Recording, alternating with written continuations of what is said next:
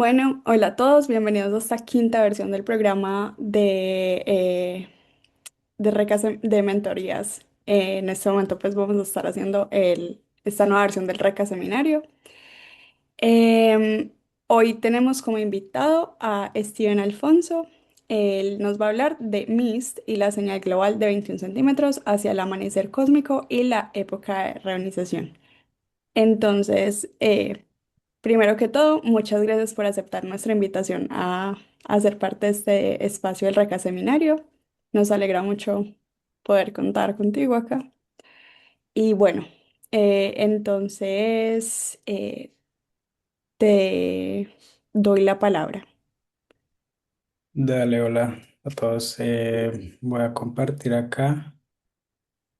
Ahí pueden ver. Sí, he Sí, estado ya, ahora sí. Ahí se puede ver bien. Sí. perfecto. Espera, ahí.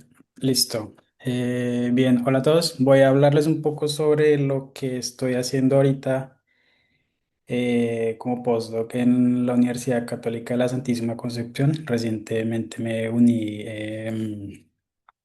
para trabajar en un radiotelescopio que se construyó aquí en colaboración con otros institutos y universidades, donde pues la idea, digamos, como tal del radiotelescopio es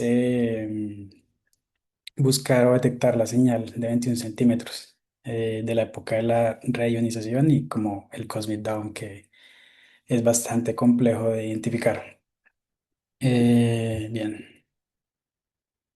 Entonces, como para entender un poquito ahí como brevemente lo de la señal de 21 centímetros, la señal de 21 centímetros es simplemente como una transición del átomo de hidrógeno, básicamente es como la corrección hiperfina, donde el spin del electrón cambia y pues genera o absorbe un fotón y que emite una frecuencia como más o menos unos eh, 1420 MHz.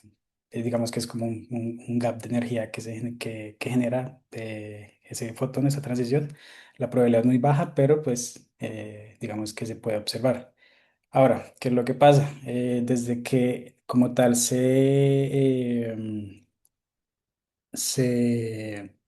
empezó como tal el Big Bang, pues hay como diferentes épocas. Una está relacionada como con el fondo cósmico microondas, donde había como partículas, luego se empezó todo como a, a fusionar, empezaron a salir otras partículas y pues esas partículas dieron lugar a átomos como tal digamos, nosotros sabemos que el átomo de hidrógeno es de los más simples y más abundantes que hay. Entonces, como más o menos 380.000 años después del Big Bang, se generó como la primera luz que se podría detectar en microondas. El problema es que igual en el fondo pues está el fondo cósmico microondas, pues que a la larga como que contamina un poco toda esta señal. Bueno, eso generó obviamente los primeros átomos, que eso es lo que se llama como tal la época oscura del universo, pero hay una parte, una región donde eh, empieza a haber, como ya hay abundancia de hidrógeno, pues se empiezan a formar las primeras estrellas. Eso es lo que se conoce como el amanecer cósmico, el Cosmic Dawn, que eso es más o menos como 180 millones después de los 380.000 millones de años que habían pasado inicialmente. ¿Cuál es el lío? Que esta frecuencia, si uno la ve en reposo, pues va a un valor de 1420, pero pues como el universo se expande, hay que hacer como tal la corrección, bueno, no es corrección, es como trasladar dicha frecuencia a lo que sería como la época temprana del universo, y eso da un rango más o menos entre los 20 y 200 MHz, que es como la frecuencia como tal de radio, digamos que lo que ven los radiotelescopios. Em, ya. Entonces, pues igual va evolucionando como tal el brillo de la señal. Y aquí lo que vemos es que si, digamos que los modelos como tal de cómo se comportaría el brillo del cielo, o, bueno, como tal de del universo como tal, se comportaría de esta forma. Entonces, estos son diferentes como tal picos. Aquí vemos la época de la reionización, que es como tal el perfil de absorción, que es a lo que se refiere la señal global de 21 centímetros. Hay otros como tal, como eh, características específicas de ese espectro que estamos viendo acá, pero pues que pueden, digamos, estar relacionadas con otras épocas del universo. Esta señal tiene bastantes problemas, porque primero está en la época, bueno, está como tiene un redshift tan alto, está como se traslada a una región de las frecuencias muy bajas y pues hay un montón de cosas que a la larga contaminan un poco lo que observa un radiotelescopio, como puede ser señales de TV, radio, comunicaciones, satélites de GPS y pues a la larga eso contamina un poco los datos que va capturando el radiotelescopio. Entonces, digamos que la idea es, o bueno, lo ideal sería ir a sitios muy alejados de un poco como tal de pueblos, de ciudades, para disminuir dicha contaminación. Ese es como uno de los desafíos o lo ideal que sería para poder detectar como tal esta señal.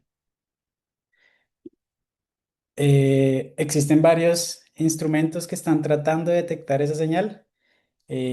Saras, por ejemplo, que es bien famoso, está en la India. Otro que es súper ahora como muy, em, lo mencionan mucho, es Lucinite, que es como, es un proyecto que se quiere enviar a la Luna, donde la idea es como desplegar como 16 interferómetros, creo, y pues detectar como tal la señal. Otro muy famoso es Edges, voy a hablar un poco sobre él porque pues, precisamente reportó algo sobre la señal, es está en Australia y pues dentro de esos está el radiotelescopio MIST, eh, que actualmente, digamos, lo conforman instituciones canadienses, otras estadounidenses y algunas de acá en Chile, dentro de ellas pues la universidad donde yo estoy ahorita trabajando. Bueno, MIS es, como ya lo decía, es una colaboración de varios institutos alrededor del mundo y aquí en Chile, en la Universidad Católica de la Santísima Concepción, el grupo como tal está conformado por el profesor Ricardo, que es el director como tal del proyecto, dos coinvestigadores, que es Raúl Monsalve y Silvia Restrepo. Estoy yo como postdoc acá y la ingeniera Cintia Altamirano, que es también como la encargada de un poco más del desarrollo de la antena como tal. Hay otra gente, pero pues aquí desde la universidad es simplemente ese es como el grupo que ahorita esperemos que pronto después se puedan unir más personas, pero por ahora somos nosotros nomás. Bien, el radiotelescopio es este, básicamente el que viene en la imagen, el que salía al principio. Tiene sus ventajas y desventajas respecto a otros. En este caso, el radiotelescopio es simplemente una antena. Radiotelescopio es pequeño, tiene bajo consumo, lo que implica que no hay que alimentarlo como con fuentes muy poderosas de energía. Eso es una ventaja bastante grande si se quiere llevar a sitios muy alejados. Es relativamente fácil de armar y pues de llevar a sitios remotos. Tiene ventajas y desventajas como todos. Una de las ventajas que tiene es que no tiene como tal un plano metálico como lo tienen otros instrumentos, sino simplemente está la antena, que son simplemente dos placas de aluminio conectadas una serie de instrumentos electrónicos que capturan la señal como tal de lo que se quiera observar a diferentes frecuencias. Y pues al no tener esa placa en el piso que evita, digamos, otros tipos de efectos en las calibraciones que se tienen que hacer, sí es importante conocer las características eléctricas del suelo. Entonces, ese es uno de los principales desafíos que tiene el radiotelescopio, porque es donde se quiera observar, pues hay que, como tal, buscar sitios que se puedan caracterizar de una u otra forma sencilla el suelo, que sea regular, plano, homogéneo, que tenga pocas capas, porque resulta que hay sitios donde pues hay diferentes placas con diferentes tipos digámoslo así, de materiales que afectan como tal digamos, el rendimiento del radiotelescopio al momento de hacer observación. Entonces, caracterizar el suelo es muy importante para este radiotelescopio y pues ya se han ido haciendo bastantes desarrollos en esa parte. Em, Actualmente pues el radiotelescopio ha hecho ya mediciones en California, en Nevada y ha hecho mediciones en el Ártico. Entonces ya se tienen buenos datos, digamos, para empezar a hacer la parte de análisis, que es una de las cosas que yo estoy haciendo, y pues empezar a buscar la señal.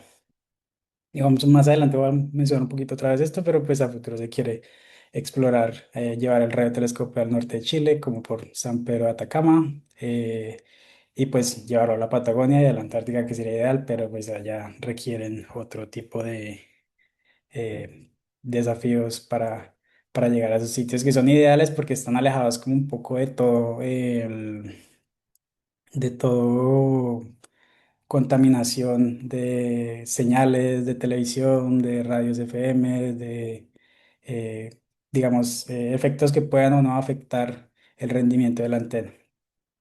Em, y bueno, como tal, la señal de 21 centímetros, como ya la había mencionado, la idea del proyecto es detectarla. Hasta ahora, en el 2018, la colaboración Edges, ellos reportaron haberla detectado. Edges está ubicado en Australia. Es básicamente este radiotelescopio, pero pues este sí tiene como una placa, bueno, como una malla de metal que tiene sus ventajas y desventajas también respecto a otros, pero es básicamente es el instrumento.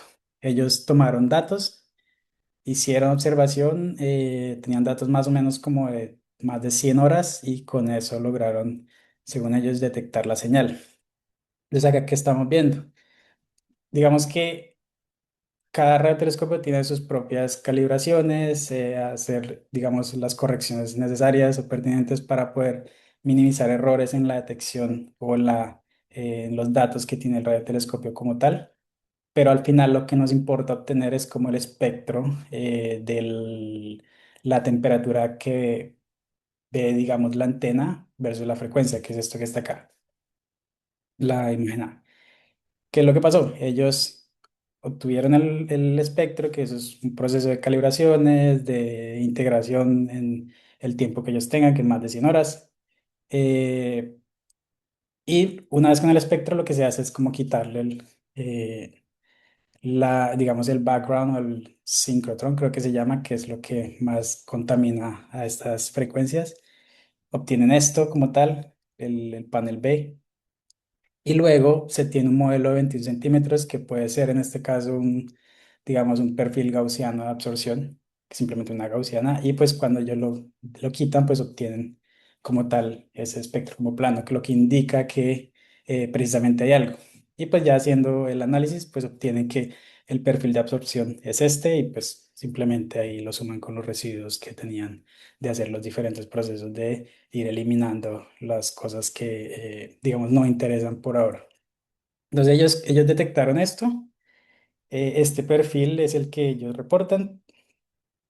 Sin embargo, pues hay bastante controversia respecto a lo que realmente fue la detección como tal. Porque hay controversia. Entonces, resulta que aquí, digamos, en el cuadrito, esta imagen ya la habíamos visto, pero eh, este es como tal el brillo el brillo como tal del cielo, llamémoslo así, que no es directamente el cielo, pero bueno, de los modelos que ya hay. Y pues acá vemos, este cuadrito rojo es básicamente esta misma región. En el rojo vemos como tal lo que ya dice el modelo, uno de los modelos que más se usa, creo que es el ANA-CM, no estoy seguro, pero el problema con la detección que hizo Edges es que precisamente ese perfil es más intenso a lo que se espera del modelo, que es este que está acá, y tiene un ancho mayor, o sea, una amplitud más grande, mientras que los modelos dicen que más o menos es de 0.25 Kelvin la amplitud de ese perfil de absorción que debería verse. Ellos reportó una amplitud de 0.5 Kelvin, es mucho más grande, entonces de ahí como el revuelo un poco de qué es lo que de lo que ellos encontraron y de lo que la comunidad empezó a discutir un poco por que no coincide con los modelos. Se han hecho un montón digamos, de desarrollos para tratar de describir lo que encontró el radiotelescopio Edges. Y aquí es donde la gente empieza a ponerse un poco creativa y a proponer cosas muy como exóticas, desde interacción con materia oscura, agujeros negros primordiales, que de una u otra forma enfriaron un poco más el brillo y por eso se ve la señal más profunda. Pero otros dicen, oiga, no, puede ser porque resulta que como ellos tienen una placa metálica en el suelo, probablemente sobre los bordes se generan unos tipos de efectos para que de una u otra forma contaminan la señal y pues que no hicieron la corrección adecuada para obtener el espectro final que se usa para buscar la señal como tal. Entonces, básicamente necesitan más observaciones para de una u otra forma confirmar lo que encontró ellos en el 2018 o, o literal comparar con ellos. Porque pues a la larga ese es como el lío que se tiene o que se tiene con esta señal como tal. Y ahí hay un montón de gente que dice, no, que sí es cierto, que la señal sí debería ser así y que lo que hay que hacer es modificar el modelo, los modelos que hay ahorita. Y bueno, ahí hay como una discusión bastante grande. Es el único instrumento que ha sido, digamos, que ha detectado como tal la señal. Una de las, o bueno, ¿por qué es tan difícil como tal detectar las señales? Precisamente porque la señal es muy débil. Es del orden de los milikelvin, digamos, y si se obtiene el espectro, pues el espectro está del orden de los miles de kelvins. Entonces la diferencia entre lo que, digamos, se ve cuando uno tiene el espectro integrado de la antena en el tiempo que sea, pues es bastante grande en comparación con lo que debería ser la señal, que es súper chiquita. O sea, es básicamente como buscar una señal metida en el ruido del espectro del radiotelescopio. Entonces es muy difícil. Es muy sensible a variaciones instrumentales, claramente porque pues requieren bastantes tiempos de observación. Y aquí la idea es básicamente cómo hacer calibraciones muy buenas para poder minimizar errores que permitan de una u otra forma identificar o no la señal. Hay gente que dice, ya se han publicado algunos papers que dicen como, no, que es que la señal no se puede encontrar porque hay limitaciones de cierto tipo, lo cual es cierto, pero pues hay una discusión bastante grande sobre la detección de dicha señal. Pero a la larga se requiere como calibración muy buena para obtener como tal el perfil que se quiere analizar. Bien, en el radiotelescopio como tal, como ya lo he dicho, se han tomado datos en tres regiones, en California, en Nevada, en el Ártico. Y pues la idea también es llevarlo por la región del norte de Chile, en San Pedro de Atacama. Ya han ido allí algunos colaboradores, pero más no han llevado el telescopio como tal, sino a medir como tal los parámetros eléctricos del suelo para saber cuáles son los mejores lugares para poder realizar observaciones. Entonces, a la larga, después de hacer observaciones y tener ya los datos, lo que se obtiene es esto que está acá. Este es un espectro obtenido simplemente haciendo la integración por 36 segundos, luego hacer calibraciones de varios tipos, pero digamos que lo que me interesa mostrarles acá es que, por ejemplo, este espectro, aquí vemos digamos, si nos enfocamos solamente en el verde, que es como ya al final, después de calibraciones y eso, vemos acá un montón de picos que afectan la señal y esto es simplemente señales de radio FM, señales de televisión, creo que también. Entonces, todo esto va a contaminar como tal eh, eh, los espectros que se obtienen. Entonces, la idea es identificar los sitios donde sea más conveniente hacer observación. Aquí hay una comparación directa de los tres y, por ejemplo, en el Ártico, que es el verde ya no hay como tal esos picos de emisiones de radio FM que afectan la señal. Y pues claramente uno ve que en el perfil como tal de la antena, el espectro de la temperatura de la antena está dominado por la señal o digamos lo que eh, emite como tal la galaxia, lo que se ve de la galaxia. Y pues claramente depende del tipo de sitio donde pongamos el telescopio.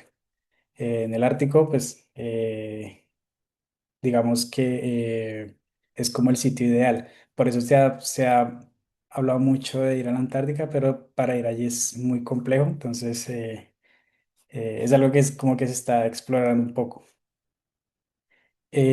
Como ya lo he hecho, señales de radio, y pues claramente el Ártico es un lugar muy bueno para hacer observación. Actualmente hay un estudiante de Estados Unidos que está haciendo observación, creo. Justo en este momento está por allá.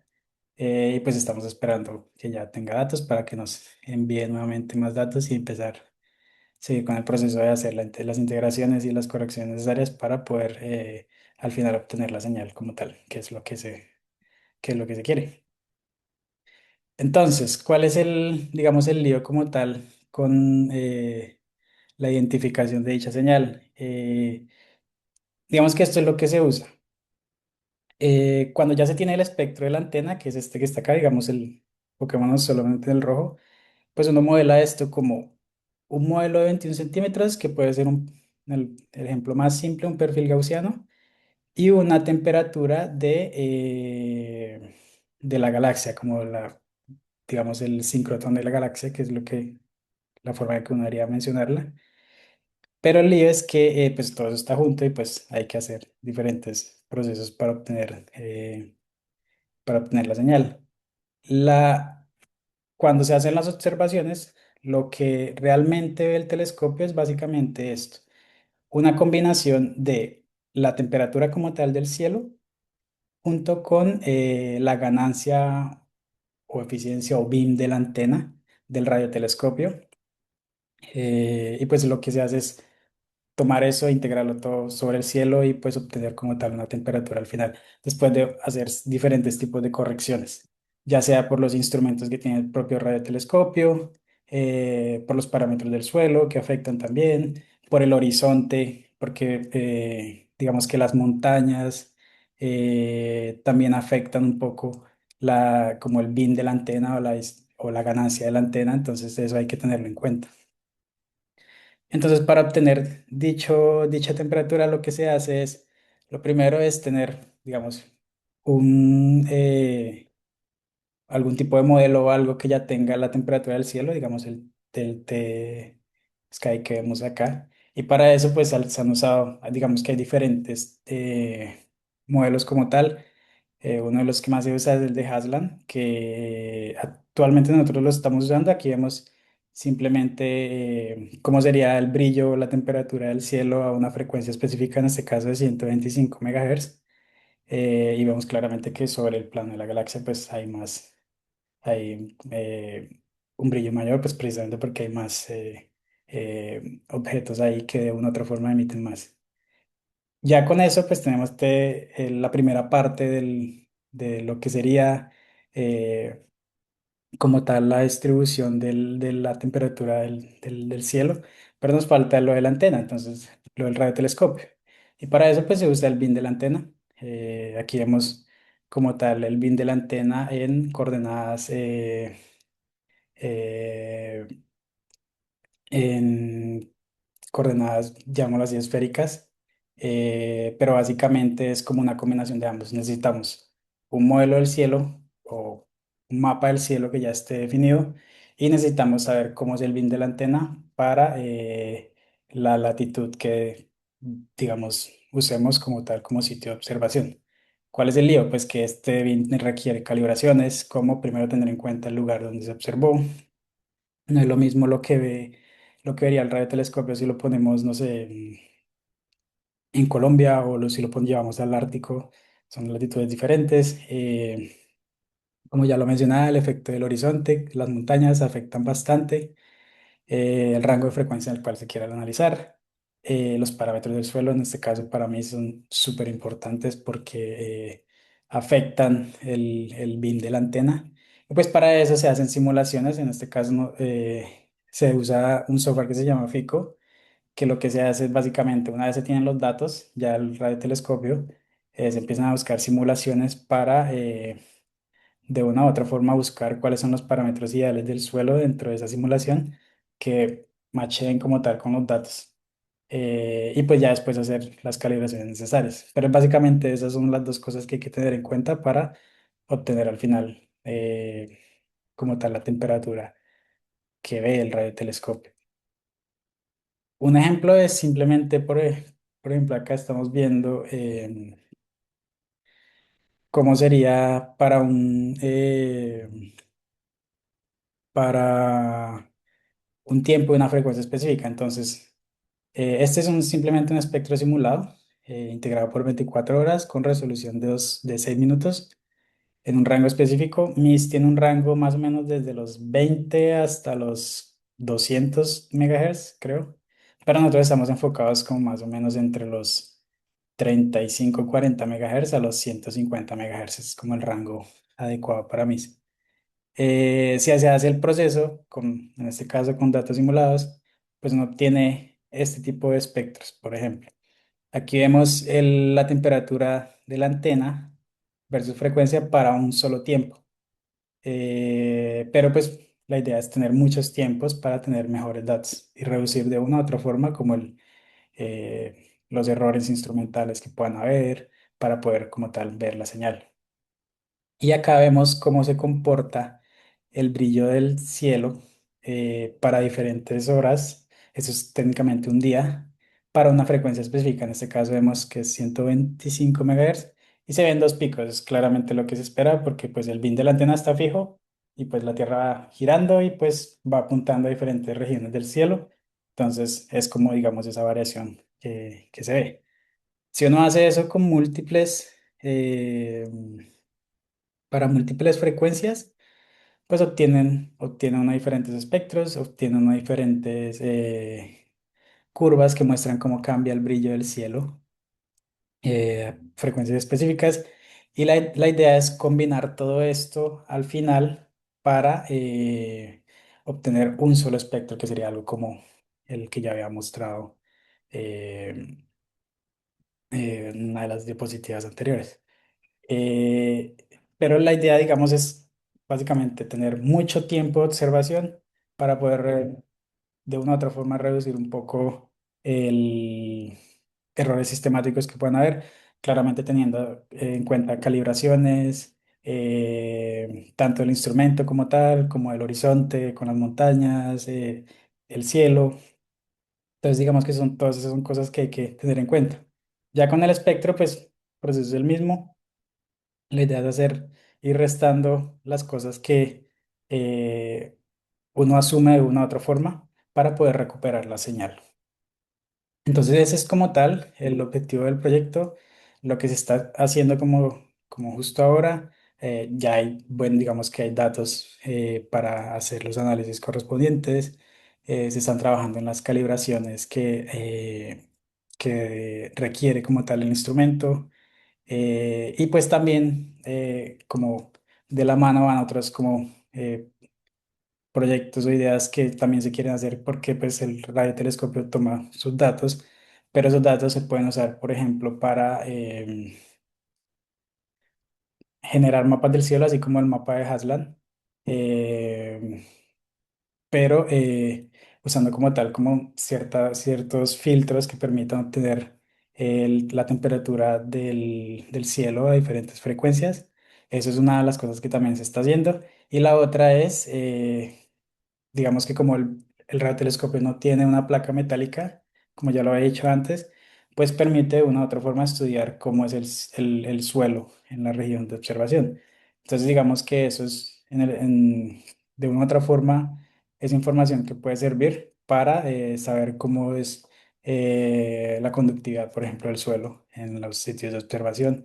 O sea, son parámetros geofísicos que a la larga son importantes no solamente para para el radiotelescopio, sino para otro tipo de investigaciones. Y ese es el estado actual, eso es lo que se está haciendo como tal ahorita con el radiotelescopio.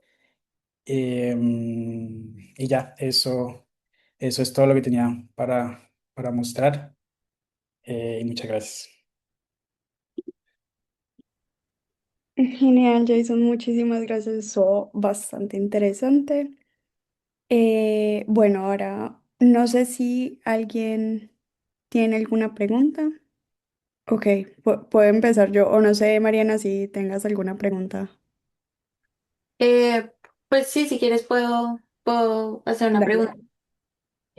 Bueno, primero muchas gracias, Steven. Estuvo muy interesante, la verdad, como que no tenía como mucho conocimiento al respecto sobre esta frecuencia pues del espectro y me causa curiosidad con respecto al instrumento, si como que las dimensiones del radiotelescopio influyen en la resolución o eso es independiente de la observación. O No, sea, sí influye. Sí influye. Los detalles específicos como tal no los tengo, no los recuerdo.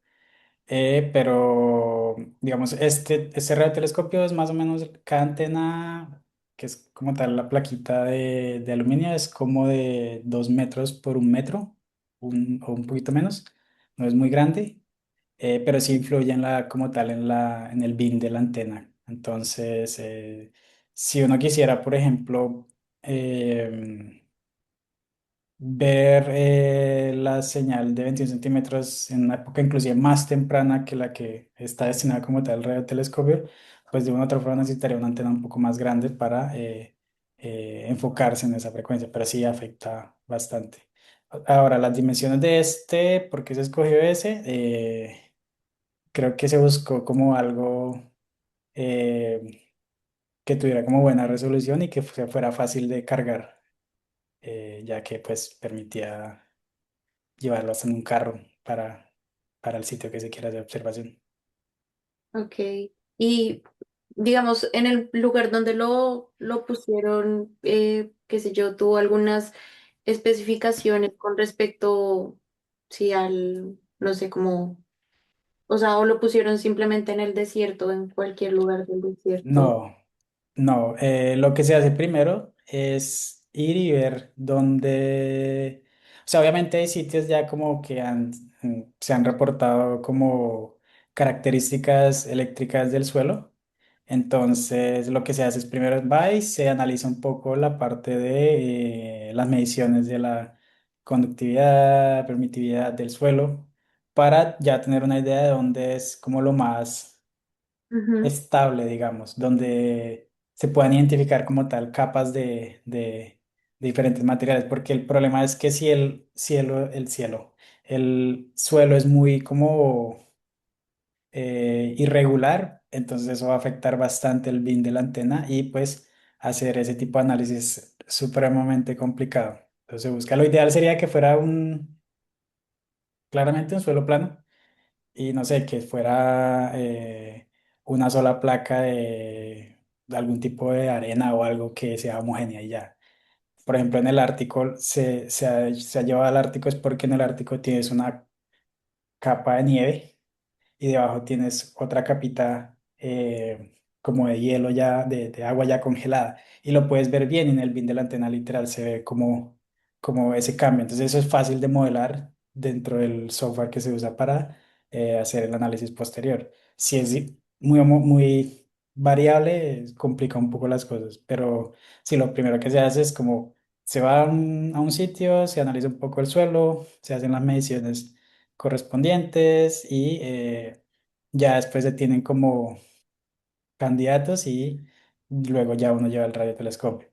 Actualmente ya se han hecho mediciones del suelo por San Pedro de Atacama y la idea es ya llevarlo a un sitio que ya está destinado para hacer observación. Y pues también tener en cuenta que en estos sitios no haya como contaminación por radios FM, satélites. Por ejemplo, aquí en Concepción se ha hecho mediciones y literal acá en el espectro uno ve un pico sobre más o menos como los 85 a 90 megahertz, que es un satélite GPS.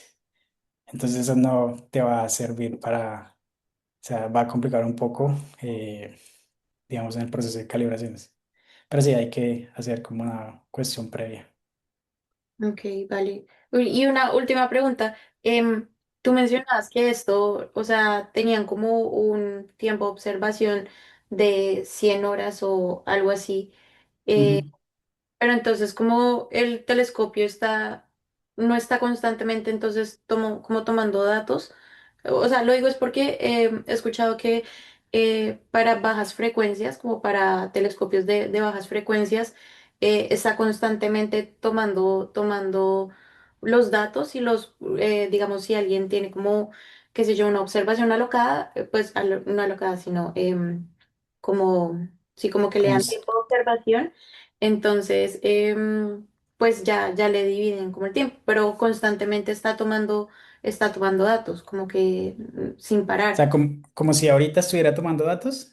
O sea, como que sí, 24/7 Ah, tomando datos. pues cuando se llevan a los sitios de observación, sí, lo que se hace es tomar los datos, literal, se arma el radiotelescopio, se conecta a las baterías creo que más o menos duran, es que no estoy seguro si son 12 horas. Ok, Habrá un momento en que hay que cambiar las baterías, pero igual se deja el radiotelescopio ahí que siga tomando datos. Cada cierto tiempo él hace un tipo de correcciones internas desde la parte electrónica que ahí sí yo no sé, pero sí se deja, pero no es que como que ahorita por ejemplo, si lo fuéramos a dejar en San Pedro de Atacama ya se queda, no, hay que llevarlo y hay que estarlo vigilando, digamos. ok. Bueno, ya me queda mucho más claro. Muchas gracias, Steven. Dale.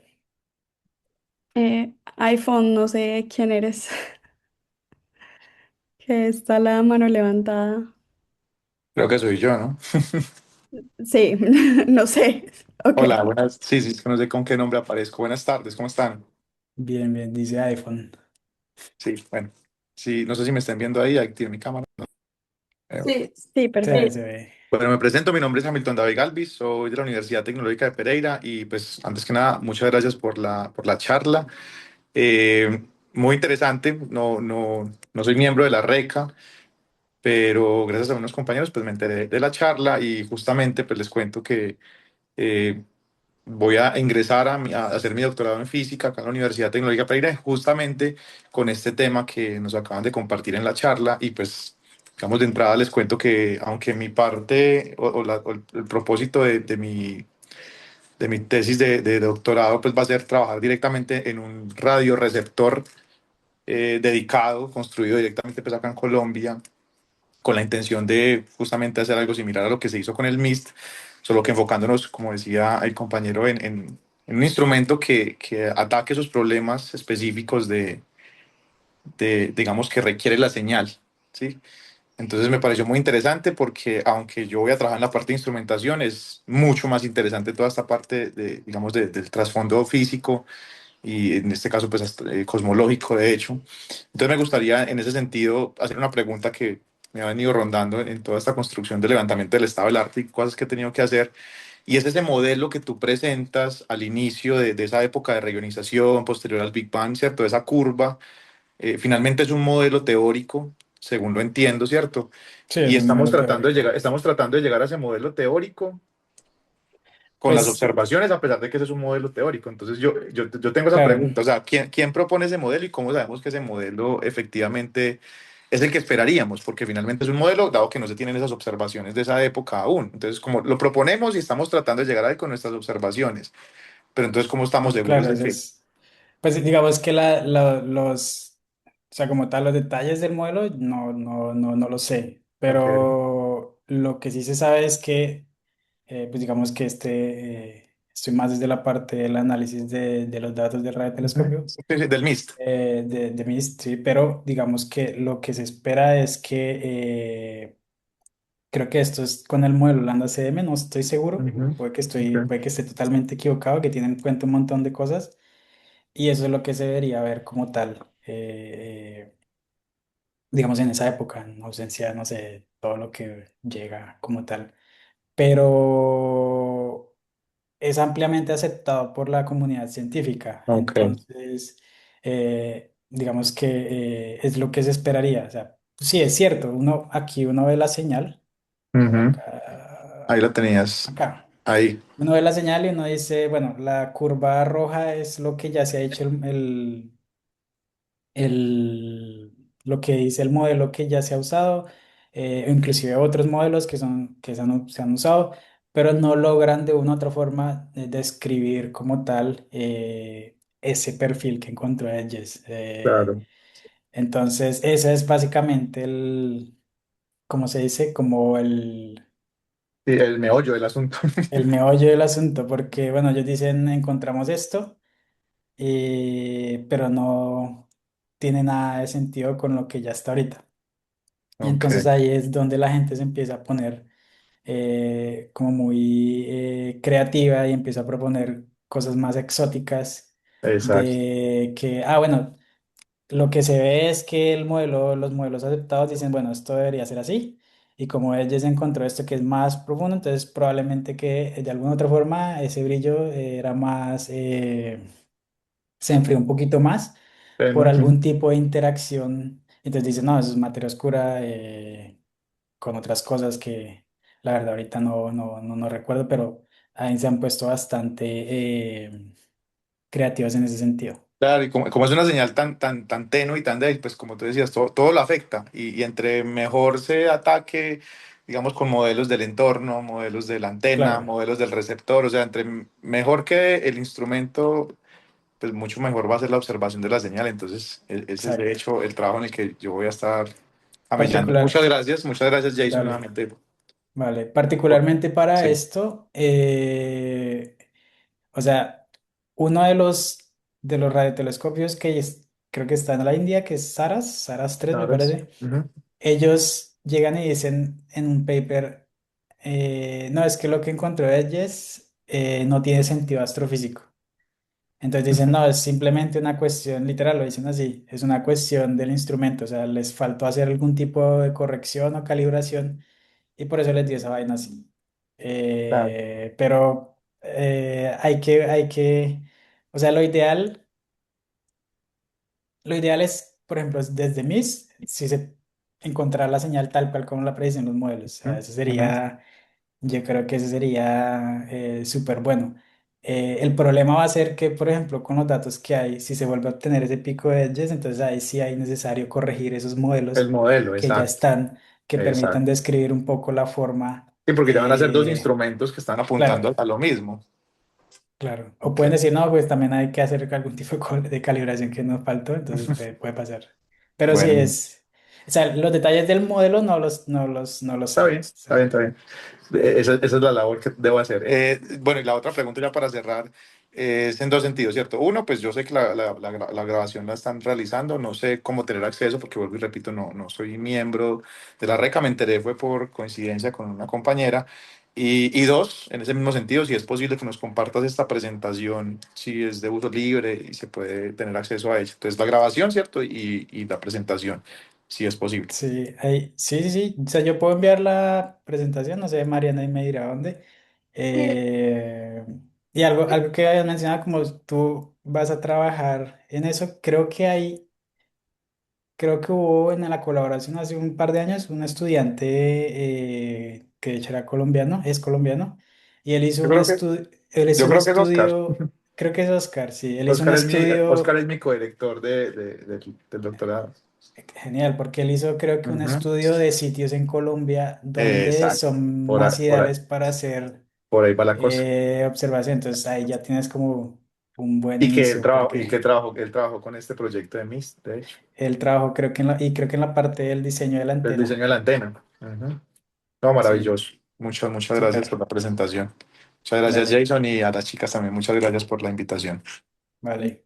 Igual yo ahí quiero añadir Hamilton, ¿cierto? Sí, Bueno. Primero, qué chévere que estemos llegando a personas por fuera de la red, eso me hace demasiado feliz. Y por el otro lado, pues siempre bienvenido a colaborar con nosotros, bienvenido a este espacio, pero también tenemos distintos espacios como de mentorías, por si en algún punto quieres participar del programa como mentor. Y respecto a las grabaciones, sí, las estamos publicando en YouTube, están completamente libres al público y en nuestra Ok, página web también tenemos las grabaciones pasadas ok, y cada grabación, digamos que viene acompañada por el abstract y toda esta información. perfecto, sí, aquí ya me compartieron el canal de YouTube. Igualmente ahí desde mi correo, por si de pronto la presentación es más sencilla enviarla a través de correo y pues ya yo los seguiré en las redes, hoy los empecé a seguir de hecho en Instagram y todo, entonces estaré en contacto. Genial, nos alegra Muchísimas muchísimo. gracias. Eh, ¿Alguien más tiene alguna pregunta? Yo voy a hacer una cortica, así como para no alargar mucho más. Me genera curiosidad que mencionaste la parte de estudiar las propiedades eléctricas de los suelos, pero bueno, eso lo digo de completa ignorancia. En ninguna parte creo que se mencionó eh, qué pasa si hay sismos. ¿Esto afecta de alguna manera mi medida y especialmente pues pensando en Chile? Sí, la verdad no tengo ni la más remota idea qué pasaría con un sismo. Ok, Eh, no, no, la verdad no sé. O sea, yo supongo, pero no sé. No sé por qué. O sea, sí tiembla mucho, pero no a toda hora está temblando. ok, ok. Entonces, no sé cómo se comporta el suelo cuando hay un sismo, entonces no sabría decir, pero yo no sé, no me atrevo a decir nada porque no puede que lo que diga esté equivocado, pero desde lo que pensaría es que no debería afectarse. Sin embargo, alguien que sepa del tema, pues me puede corregir. Pues ahí como que, según lo que recuerdo de hace un par de años, digamos, si hay sismos o no, de igual eso no cambia mucho la conductividad, por ejemplo, de lo que hablaba Steven, la conductividad del suelo en ese aspecto. Y pues si estás mapeando más que todo esas propiedades de que son pues de lo más, por decirlo así, como lo más cercano a la superficie no debería afectar mucho, porque pues si estás mapeando solo conductividad eléctrica, independientemente si se mueva mucho el suelo o no, la conductividad seguirá igual, creería yo. Pero pues supongo que deben tener como algunos, en el instrumento debe haber como algún tipo de corrección al respecto, al menos para, qué sé yo, detectar la señal o, bueno, no sé, en ese tipo de aspecto, también como para mantener el instrumento como a salvo, ¿no? Claro, sí, pero, o sea, creo que la única forma en que afectaría es que el sismo fuera tan duro que haga que aparezcan placas de otro tipo de, no sé, yo lo digo arena, pero yo sé que no es el término correcto, pero como ahí en ese caso, pues ahí claramente el BIM de la antena se va a ver afectado, porque lo que pasa es que aquí uno siempre habla de lo que mira el radiotelescopio al cielo, pero resulta que el radiotelescopio también mira hacia abajo, y es precisamente por eso que es importante tener cómo es el suelo donde está el antena como tal. Genial, muchísimas gracias. Bueno, ¿hay alguna otra pregunta? Yo tenía una pregunta pequeñita, Adelante. chiquita. Bueno, no sé la verdad qué tan pequeñita. Hola, Hola, yo soy Catarina Sate, me acabo de graduar de astronomía en la Universidad de Antioquia y yo hice la tesis del pregrado en esto, en la línea de 21 centímetros y tenía una pregunta chiquita de con qué modelo, pues porque al final, bueno, muchas gracias por la charla. Y al final tú hablaste como de que usaron como modelos para los datos simulados. ¿Qué modelo estaban usando? como ¿Qué hicieron modelos ahí? de datos, o sea, los datos simulados vienen de un software que se llama FICO. Y no sabes cómo los, o sea, qué Eh, modelo usan internamente en el software para...